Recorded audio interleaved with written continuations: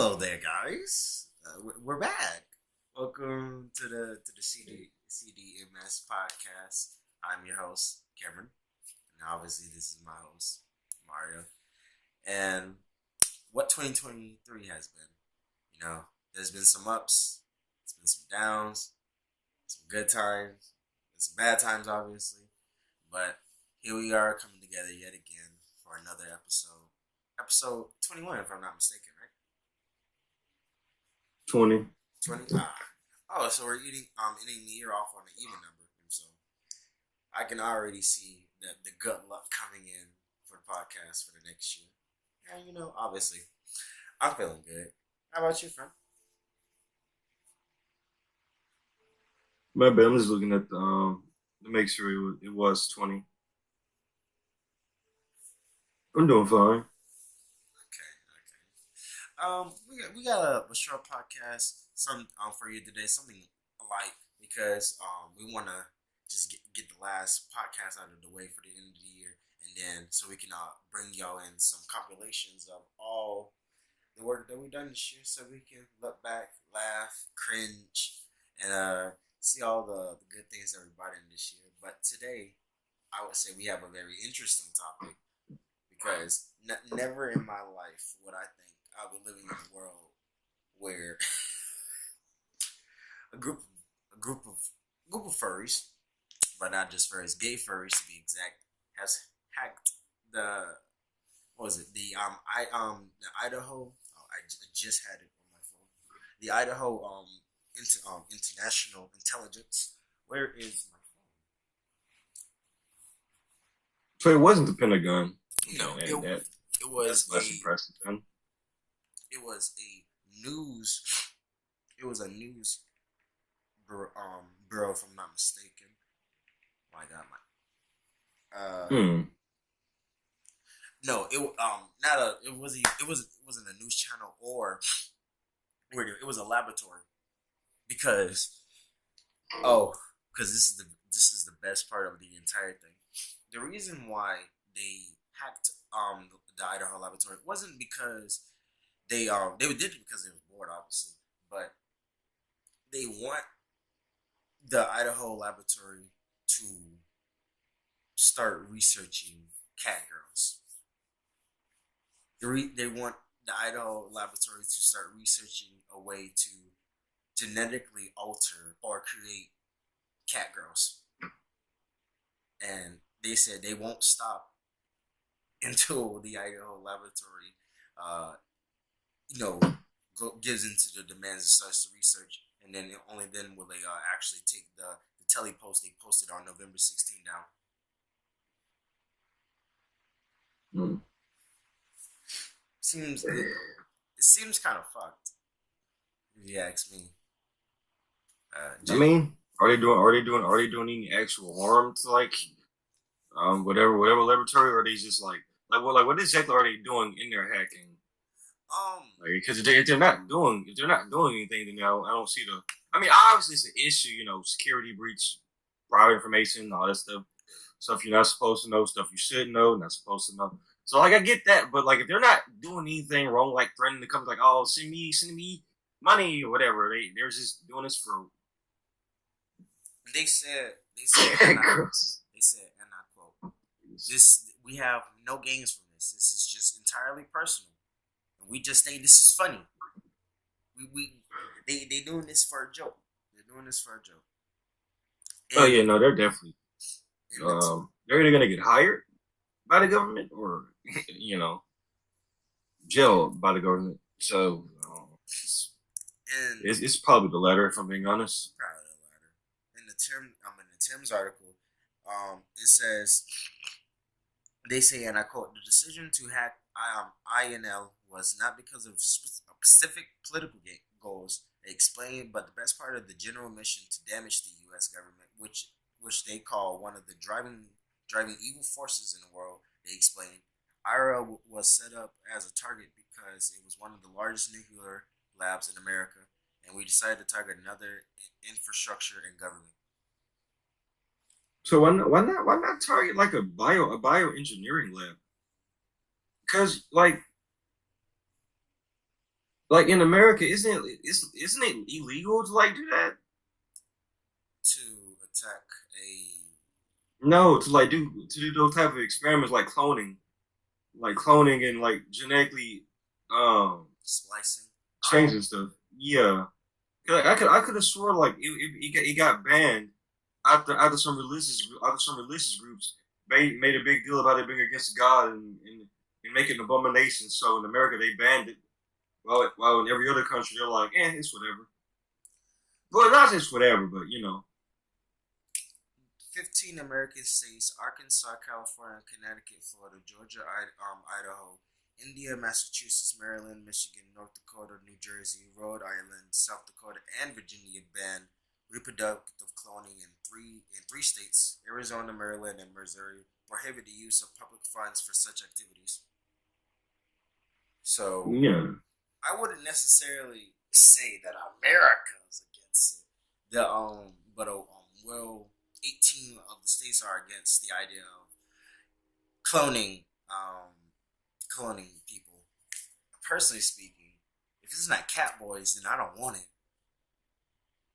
Cat girls. I feel like if we was to genetically create cat girls, wouldn't they be technically close to actual, like, real life, like automaton, like bipedal furries? No. So they wouldn't. I mean, because they would be more closer to actual cats. Yeah, that's what I'm talking about. They're like human. Yeah. No, but no, I'm saying basically they'd be something like a cat that can talk or something like that. That's it. It'd be like a normal cat that can just talk. Oh, so it's not bipedal. Dang, that sucks. Because I thought. Yeah, what you're doing, I think what they're asking to do is like change cat to person. Yeah, and it's like that's kind of not possible with the current technology we got because I feel like a lot of people don't understand what what government funding goes into. Like, of course there's like secret programs, whatever that they may or may not have. Who the fuck knows? Am I right? But it's all if we're not funding like NASA, the stuff that can get us into space or whatever, I highly doubt we're funding genetic engineering and bio anything really, unless it's a bio weapon. And I don't even think we can do it because it's against some type of treaty or whatever we said we wouldn't do, but actually doing because we have a tendency to go against past treaties or whatever, like we always do because we are America. We helping these wars and then make you sign treaties that we're not going to follow through with. So that's something. Anyways, I think the issue with them I feel like it's one of those things where like it's only a matter of time until they're eventually all figured out.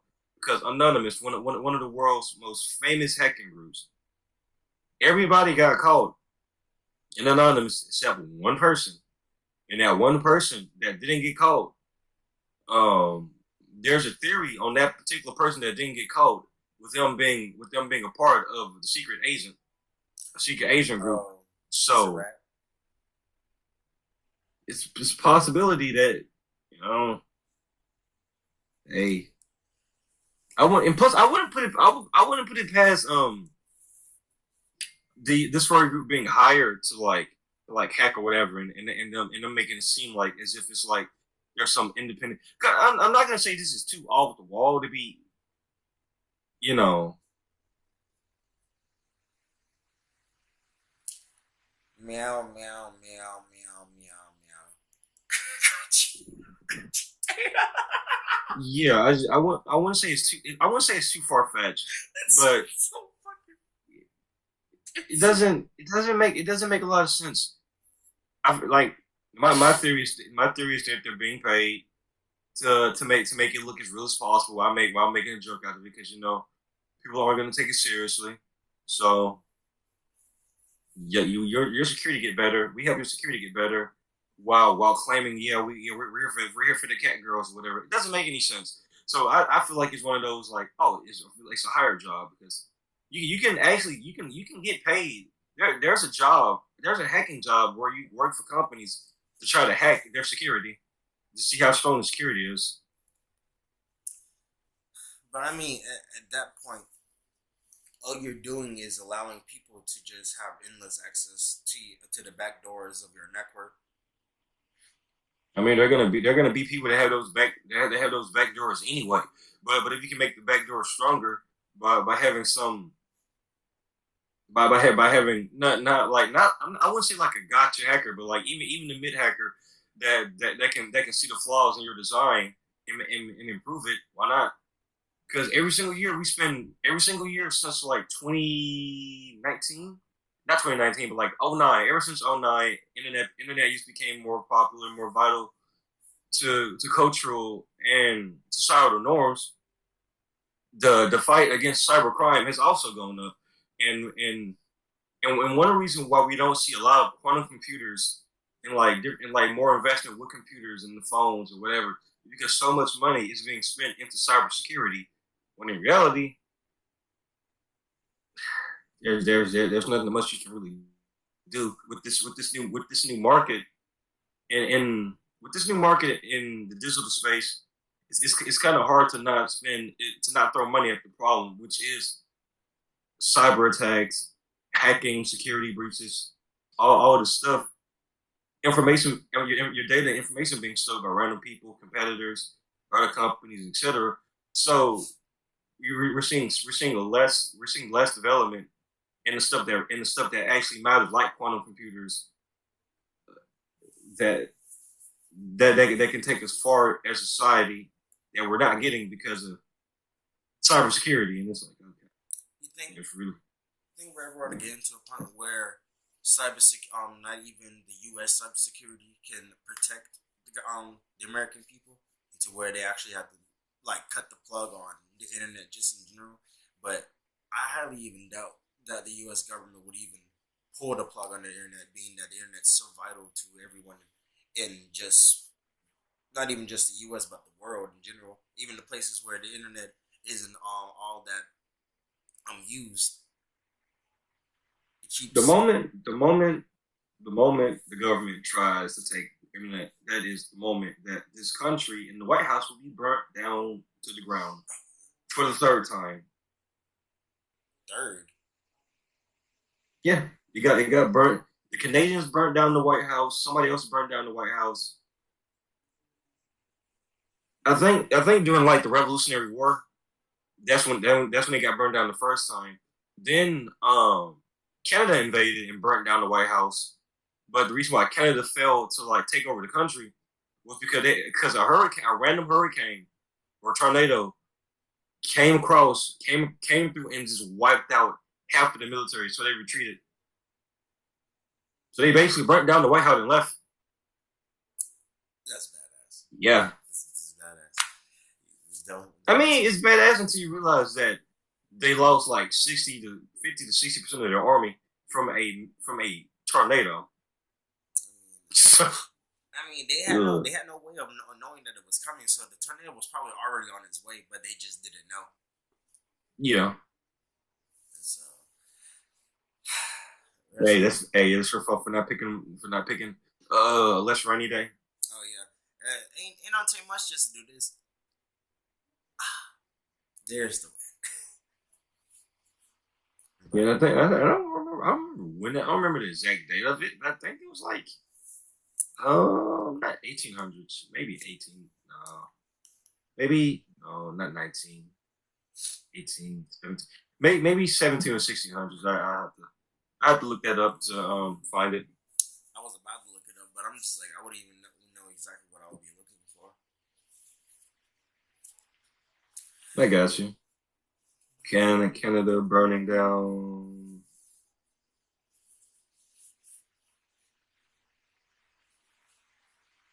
There was something that I saw the other day.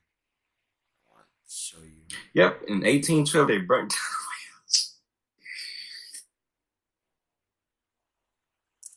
White House. America's going down the pooper. Oh, there was a guy. Oh,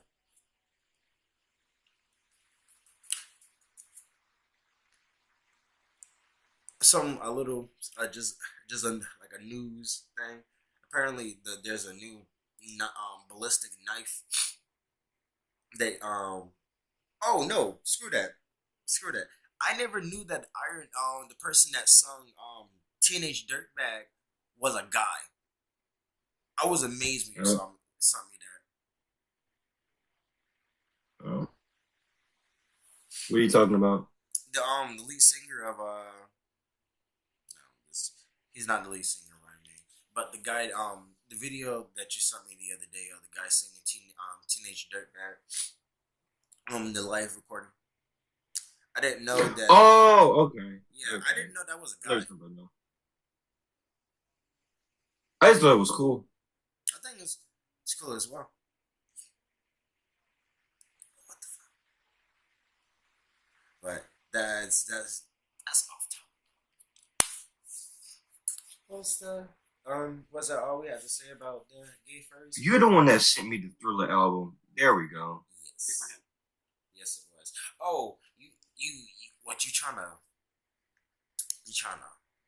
spit some knowledge about Michael Jackson, my friend? No. They're not ready for that. That shit will last the whole hour from going on the tangent about Michael Jackson.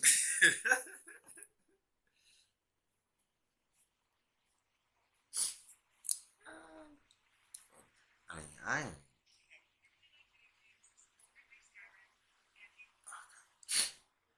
This guy is bored. What you mean? I'm watching this. I was just watching this cowboy dance to the airport. What do you mean? He was just dancing at the airport. That's it.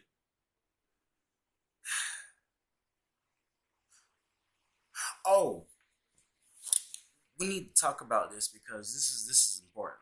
Because since we're both gamers, you know what Baldur's Gate 3 is, right? Yeah.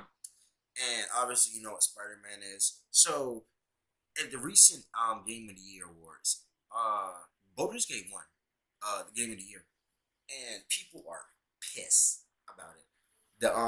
The PS4, PS5 players, the Spider-Man people, they are upset about it because they think that Spider-Man is just better, and they don't understand how Baldur's Gate won Game of the Year, and they're both. I've seen the arguments about it. I don't genuinely care about it because they're both the same game, just repolished. Oh my god! What you mean? The Spider-Man fanboys are tilted that their favorite game didn't win. Wow! Stop being butthurt. Baldur's Gate, a game that I would consider the graphics are. I've seen people rave about the graphics. I've personally seen better graphics from, like, in my opinion, Cyberpunk.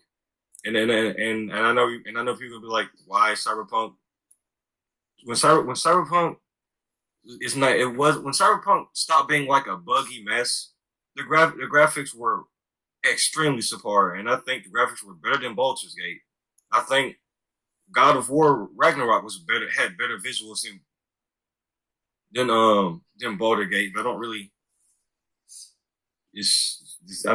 care about either side. All I know is the Spider-Man side have been the most annoying and been the more vocal side, and I've even seen just like TikTokers go back and forth, and one guy try to say that, oh well because you work a 9 to 5, your opinion about Baldur Gate and Spider-Man are invalid.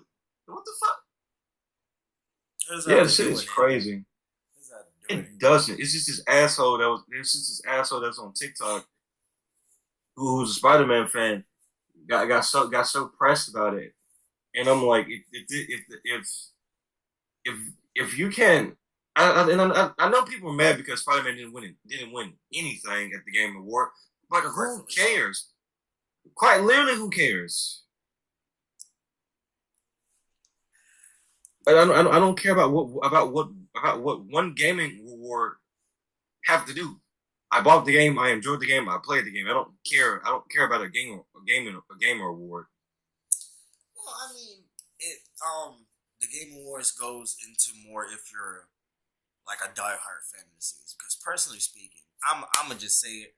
I'm on Baldur's Gate side just because of the fact of Spider-Man was good for its time. I'm not gonna really talk about the graphics because the graphics and the cinematics, the movie scenes, not the cut scenes, the movie scenes, because those cut scenes be at least like 2 to 5 minutes long, and so it's just spectacles when it comes really to Spider-Man. And then the gameplay, like all the other TikTokers, YouTubers are saying, it's just pressing one button.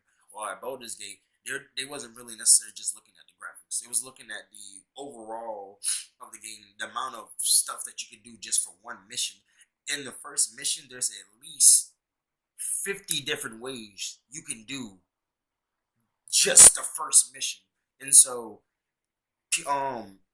that's where a lot of the Spider-Man fans aren't looking at. They're just looking at the fact that it's a top and down turn-based game, and that everything is just dialogue, while they are just it's a top down up and down game. Yeah, it's a top down game, and because of the fact that it's also what's okay. No, I'm not. I'm still on Baldur Gate's side just because of how annoying Spider-Man fans have been about it. But I didn't get the game because I didn't care about the game in the first place. Because when I first saw it, I'm like, isn't this just like every other game? And I'm seeing like, oh, it's revolutionizing this genre of gaming. And I've looked at the gameplay and I have seen the gameplay, the visuals, and everything. It is the exact same shit. Nothing's new to me. Well, that's I have seen the exact same thing before, and I'm like, where's revolutionary? It's D&D. It's just D&D, and like I said, it's the mechanics, because of the amount of mechanics that's in the game you can do. Like, when Baldur's Gate first came out, I will remember this because it was funny, and that's what made me want to get the game. This guy, to skip like this entire part of a mission, he built boxes on top of each other, and just kept building boxes on boxes on boxes. And then when it was finally his turn again, he had everyone in his party get on these boxes, jump from the top of these boxes onto onto the castle, and then combat started. He skipped an entire part of the mission that he had to do if he didn't do those boxes. And so there's like different shortcuts, different tunnels, and just depending on your roles in the game, you can change the dialogue, because there's probably like dozens of dialogue for the characters. And even the characters, when they die and you resurrect them, they have dialogue when they come back. They characters have dialogue if you betray them. I mean, obviously, but and then the bear sexing.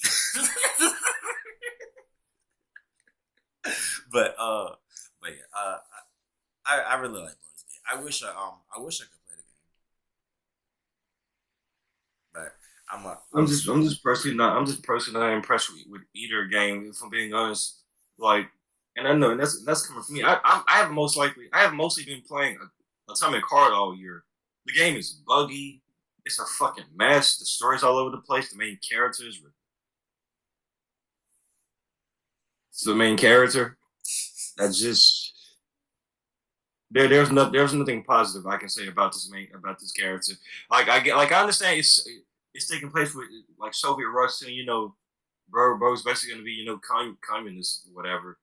But it's like that's not the issue for me. The issue for me is the fact that like throughout the entire game, you're basically being told by characters that this dude is killing. Yo, your boss, he's your boss kind of has a god complex. He's like, he would never. He saved my life.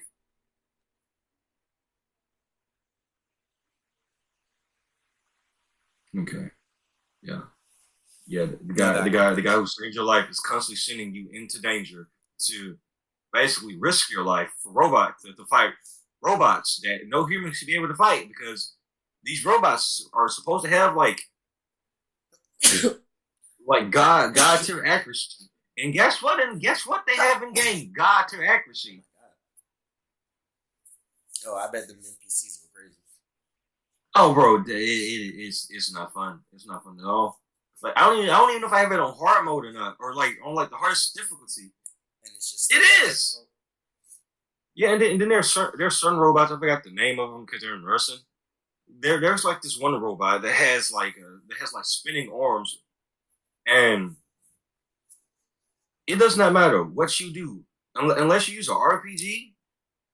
Cause flamethrower don't work. You can freeze it, but it doesn't work because it unfreezes in like 2 seconds. So it's like, okay,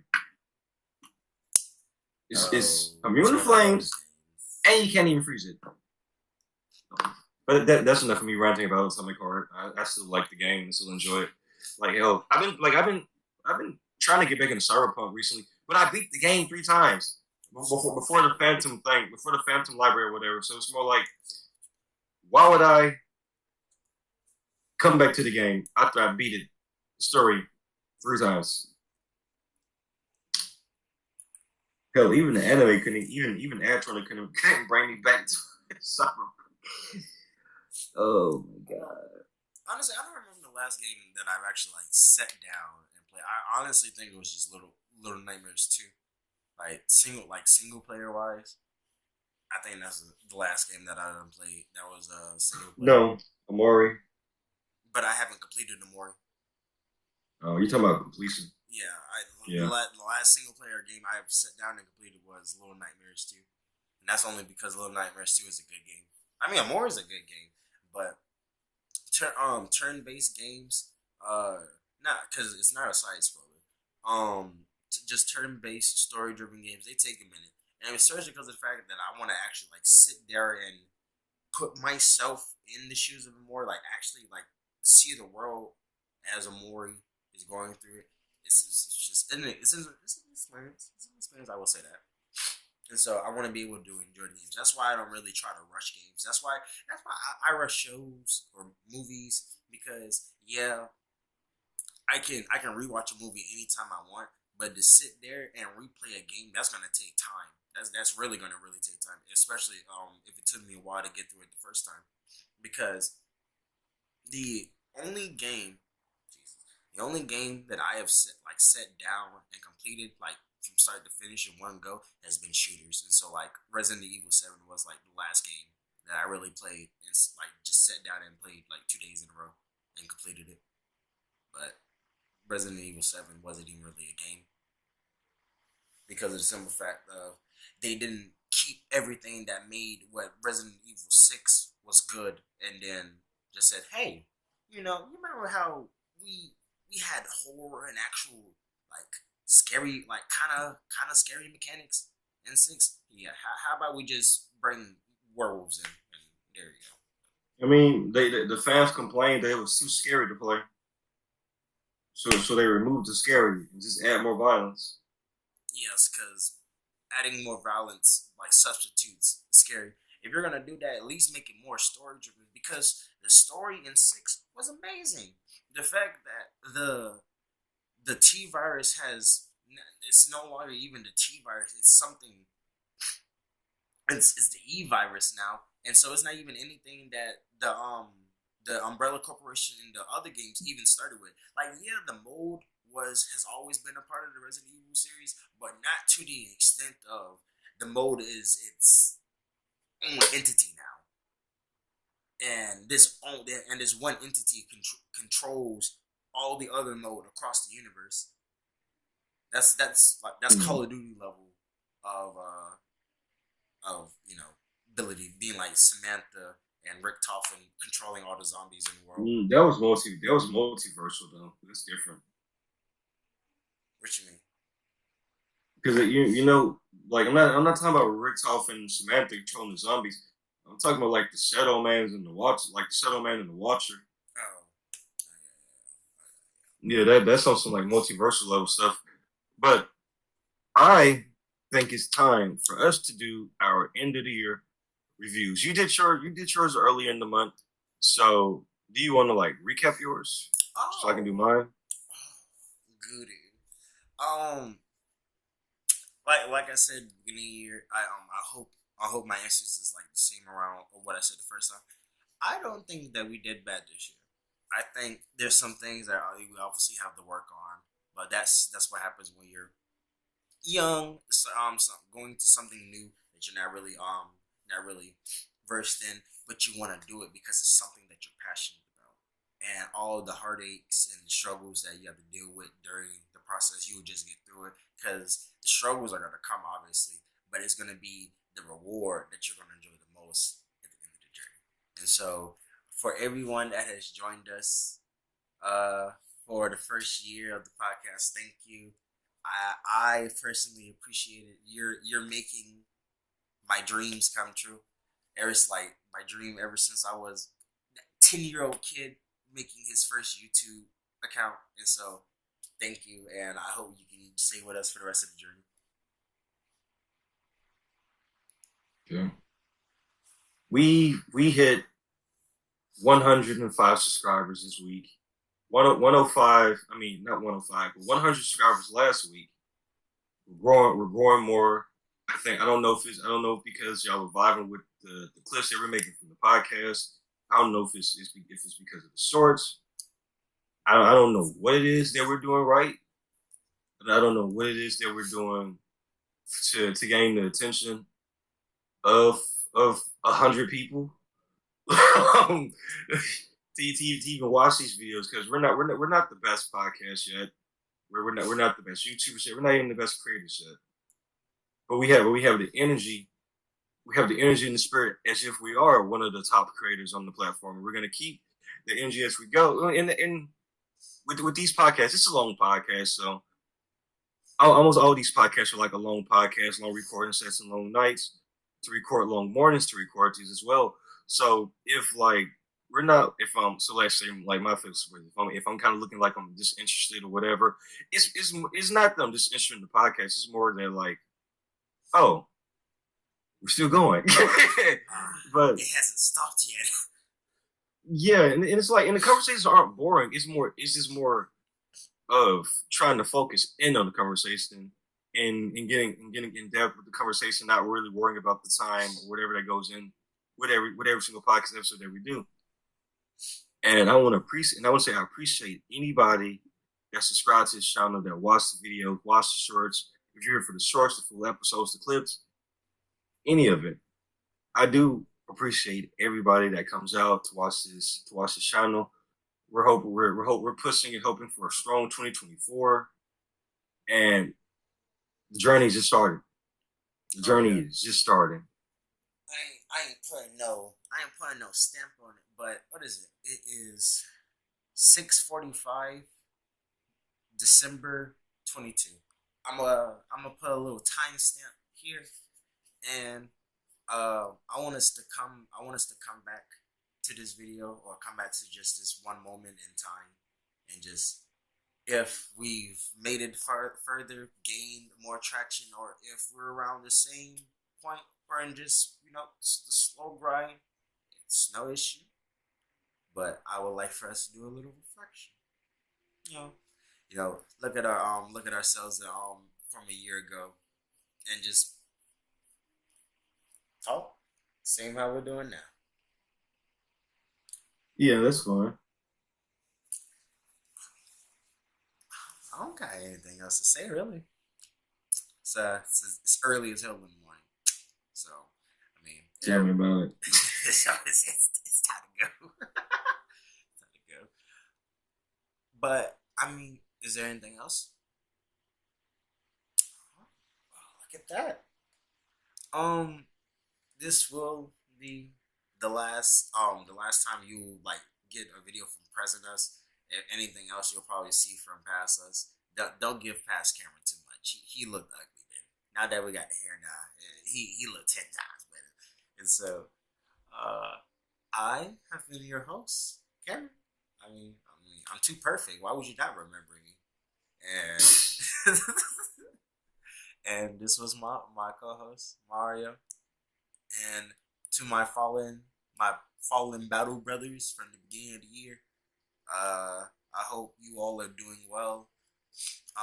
If you've been keeping up with the podcast, we appreciate it. I personally, I'll say I didn't expect you to keep up with the podcast because you left, and so we appreciate it, and don't be a stranger. Anything else? No remarks from you. Y'all have a Merry Christmas and a Happy New Year's to be, most definitely, and we'll see y'all lovely folks in 2024. Wait, wait, no, you're 2024. Yeah, I said it right. Yeah, 2024. Y'all have a lovely